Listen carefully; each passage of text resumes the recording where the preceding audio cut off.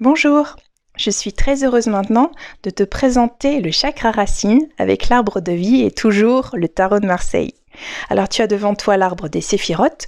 Le chakra racine se situe au niveau de la séphira numéro 9 qui s'appelle le fondement. Voilà, fondement, racine, on parle bien de la même chose, c'est le fondement de notre propre structure que l'on a vu jusqu'à maintenant.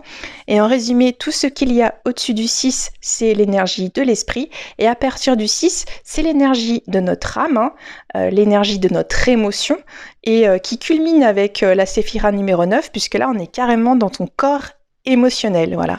Tout découle de l'énergie du cœur, mais c'est vraiment dans notre corps émotionnel, on va le voir avec l'ermite, que l'on comprend en fait cette énergie du cœur. Donc voilà, et c'est lui qui détient la clé de la lumière. Et en fait, on a beau lire une histoire ou on a beau nous expliquer quelque chose, on peut le comprendre avec notre esprit, mais c'est vraiment quand on a vécu les choses qu'on peut l'intégrer dans notre corps émotionnel et qu'on peut pleinement, intégralement le comprendre. C'est un petit peu comme avec nos enfants quand on leur dit attention, tu vas te faire mal, attention, tu vas te brûler. En fait, ils le font quand même, mais ils comprennent que quand ils l'ont intégré dans leur corps émotionnel que c'était douloureux, qu'ils vont comprendre qu'il ne faut pas le refaire. En même temps, nous les adultes, on est un petit peu pareil. Donc voilà pourquoi l'ermite a la clé de la lumière, a la clé du livre de la connaissance, et c'est lui qui a la connaissance de tous les symboles.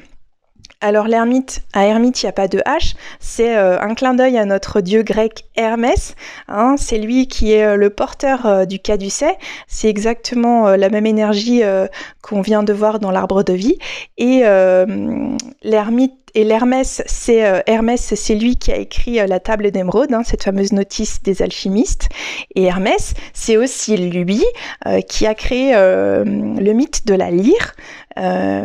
C'est lui qui a créé la lyre au départ avec 7 cordes, en référence aux 7 sœurs des Pléiades.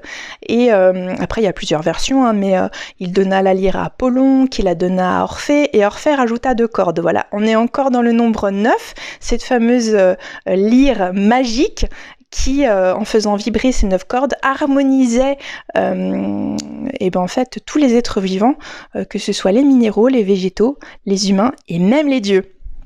Voilà, encore des références à cet arbre. Et donc moi j'ai créé un stage où on va beaucoup plus loin dans l'initiation des symboles, où on traverse les 22 arcanes majeurs du tarot avec l'arbre de vie. Et après chaque initiation, moi je donne une méditation guidée qui te permet d'intégrer l'information dans ton corps, dans tes cellules. Et ils sont accompagnés également de chants. Voilà, donc si ça t'intéresse, n'hésite pas à m'envoyer un message, moi ce sera avec un grand plaisir, et en attendant, je te souhaite beaucoup d'amour.